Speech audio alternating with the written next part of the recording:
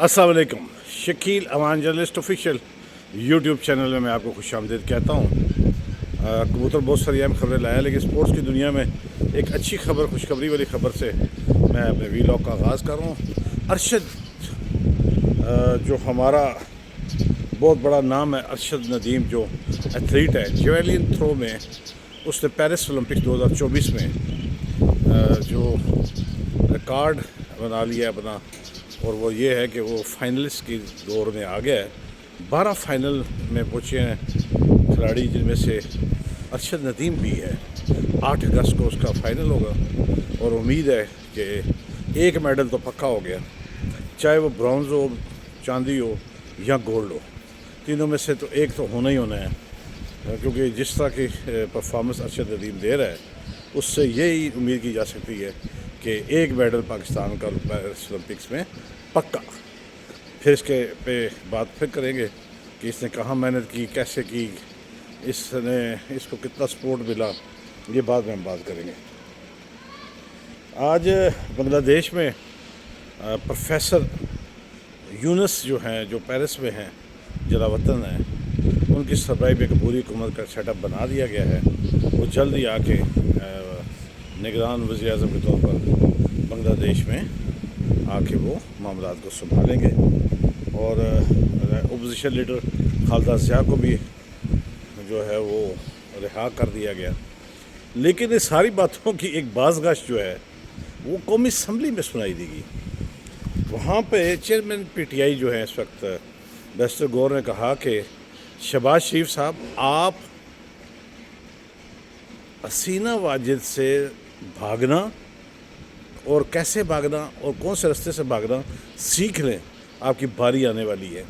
ख्वाजा आसफ नज़ूमा ने बात की कि तमाम अदारों को अपने हदूद में काम करना होगा, कई हालात बदल ना जाएं और सिस्टम ख़राब ना हो जाए। इसी तरह की बातें सेनेट में भी हुई और मैं कह रहा था बार बार कि ये चीज़ें अब सामने आएंगी। हसीना वाजिद का जो इक़दाम है उसको पाकिस्तान की सियासत से नथी किया जा रहा है, और इतना नथी किया जा रहा है कि मामलात मुझे ऐसे लगते हैं कि शायद अब बहुत सारे लोगों की यही ख्वाहिश है कि जो कुछ बांग्लादेश में हुआ पाकिस्तान में भी ये जल्द अज जल्द हो जाए। ये भी बहुत सारे लोगों की ख्वाहिश है। लेकिन जमहूरी अमल को चलना चाहिए, मैंडेट का एहतराम होना चाहिए, अदारों को अपने हदूद में काम करना चाहिए। लेकिन हदूद से ये मुराद तो नहीं कि अगर आप ऐसे अदारे जो इस मुल्क कायम रखने का बाइस हैं, उन पर अगर आप कड़ी तनकीद करेंगे या उन्हें मैदान में ले आएंगे और फिर आप तवक्को करेंगे सब अपनी हदूद में रहें, तो फिर हदूद छूट कोई नहीं है। पाकिस्तान पहले, बाकी चीज़ें बाद में। तो इसका भी हमें ख्याल करना होगा। कबूतर ने जब मुझे बताया कि सवाबी का पीटीआई का जलसा इंतहाई कामयाब था, शुरू में कुछ लोगों ने उसकी सोशल मीडिया पे तस्वीर बनाई, वीडियो पे भेजी और उसको नाकाम करने की कोशिश की। नहीं, सच है, ये आपको मानना पड़ेगा कि सवाबी में पीटीआई का जो जलसा था एक कामयाब जलसा उसको करार दिया जाता है। इस पे कोई दूसरी राय नहीं, कोई दूसरी शक नहीं। इस पे शक करना वैसे ही मैं समझता हूँ कि बेवकूफ़ी होगी। इसके साथ साथ जब मुझे कबूतर ने बताया कि असद उमर पीटीआई के जो रहनुमा थे, अब तो नहीं कह सकते, अब तो उन्होंने अपनी राय जुदा कर ली है। उनकी एक पेशी थी अदालत में और वो वहाँ पर तबीयत ख़राब हुई, फिर उन्हें ले जाया गया हॉस्पिटलाइज्ड हो गए हैं। और मेरे कबूतर का यह दावा है कि उस केस में उन्हें सज़ा होने जा रही थी और वो उसका वज़न बर्दाश्त नहीं कर सके और वो बीमार पड़ गए। लेकिन अब देखना ये होगा कि इस मुल्क में उस वक्त तक इस्तेकाम सियासी और माशी और दीगर ज़राए से नहीं आ सकता जब तक कि हमें एक दूसरे को स्पेस देना होगी, और इसके लिए पहल हुकूमत ही करे ताकि मामलात दुरुस्त सिम पे जाएं। इस तरह ना चलें कि लोग जो हैं वो राहदारियों में, पार्किंग में अदालतों की वो गिरें और फिर वहाँ पे बेहोश हो जाएं। ऐसा नहीं होना चाहिए। इस पर फौरी तौर पर इस मामले में लोगों को, जिनके पास फैसले का अख्तियार है, उन्हें ये ज़रूर करना चाहिए।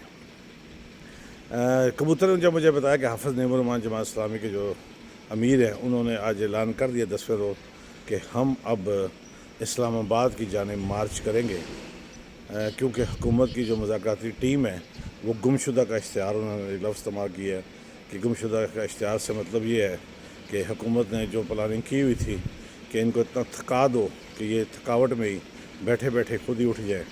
تو یہ جماعت اسلامی ایک منظم جماعت ہے، اور لوگوں کا جو مسائل ہیں، بجلی کا بل ہو گیا، مہنگائی ہوگی، آئی پی پیز کا جو مسئلہ انہوں نے اٹھایا ہے، ان چیزوں کو دیکھا جائے تو لوگ جوک در جوک ادھر جا رہے ہیں۔ روز جو میرا کبوتر وہاں سے خبریں لاتا ہے وہ یہ بتاتا ہے کہ روزانہ کی بنیاد پر وہاں پر جمع غفیر پورا ہوتا ہے، اور روزانہ کی بنیاد پر وہاں پر لوگ جمع ہوتے ہیں، اور ان میں روز بروز اضافہ دیکھنے کو مل رہا ہے۔ اگر یہ میں نے پہلے آپ کو بتایا تھا کہ جمعہ 9 اگست کو میں دیکھ رہا ہوں کہ 9 اگست تک یہ اسلام آباد کی جانب مارچ کریں گے، لیکن آج انہوں نے کہہ دیا کہ ہم اسلام آباد کی جانب مارچ کریں گے۔